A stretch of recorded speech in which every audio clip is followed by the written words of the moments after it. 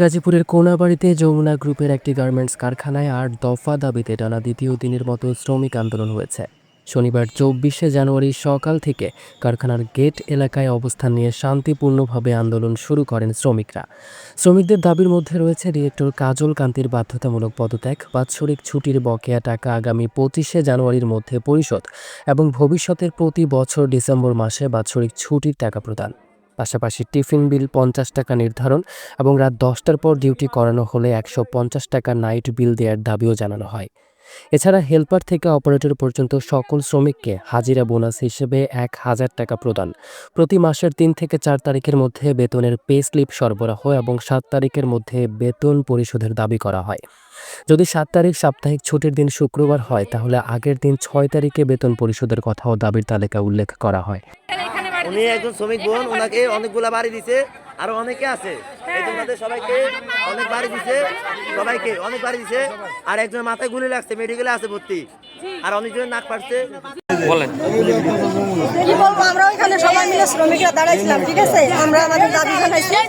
এরপরে নির্দেশে মনে করি যে সব বাইরে এসে অনেক বাইরে এসে বাইরে অনেক শ্রমিকদের আরও দাবির মধ্যে রয়েছে জরুরি প্রয়োজনে ছুটি মঞ্জুর করা, ফ্লোরে কোনো স্টাফ যেন শ্রমিকদের সঙ্গে খারাপ আচরণ কিংবা অশালীন ভাষায় গালাগাল করতে না পারে এবং কোনো শ্রমিক স্টাফের বিরুদ্ধে অভিযোগ করলে তাৎক্ষণিক ও সরাসরি ব্যবস্থা গ্রহণ করা।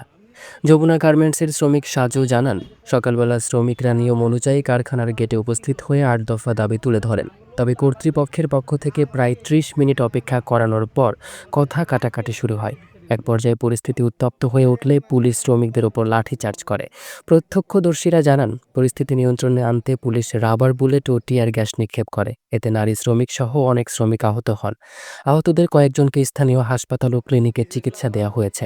ঘটনার পর কারখানা এলাকায় উত্তেজনা বিরাজ করছে। পরিস্থিতি নিয়ন্ত্রণে অতিরিক্ত পুলিশ মোতায়েন করা হয়েছে। তবে এ বিষয়ে যমুনা গ্রুপ কর্তৃপক্ষের পক্ষ থেকে এখনও কোনো আনুষ্ঠানিক বক্তব্য পাওয়া যায়নি। শ্রমিকরা জানিয়েছেন, দাবি আদায় না হওয়া পর্যন্ত তাদের আন্দোলন অব্যাহত থাকবে। আমাদের একজন শ্রমিক আহত হয়েছে, বোম মারছিল। বোম মারাতে আমাদের একজন শ্রমিক আহত হয়েছে, আরো ৪-৫ জন পড়ে আছে রাস্তায়, আরো ৪-৫ জন রাস্তায় পড়ে আছে, আরো ৪-৫ জন রাস্তায় পড়ে আছে। বোম লাগছে একজনের গায়ে, গুলি লাগছে আর অনেকের গায়ে। বোম মারছে, ৪-৫ জন আরো রাস্তায় পড়ে আছে। এই যে আমাদের এই শ্রমিক আপা, এই আগুন তাপে না আগুন তাপে এই যে পুলিশে কাম করছে, পুলিশে বোম মারছে। এই বাসা নিয়ে আগুন তাপ দেন, আগুন তাপ দেন। বোম মারছিল, বোম।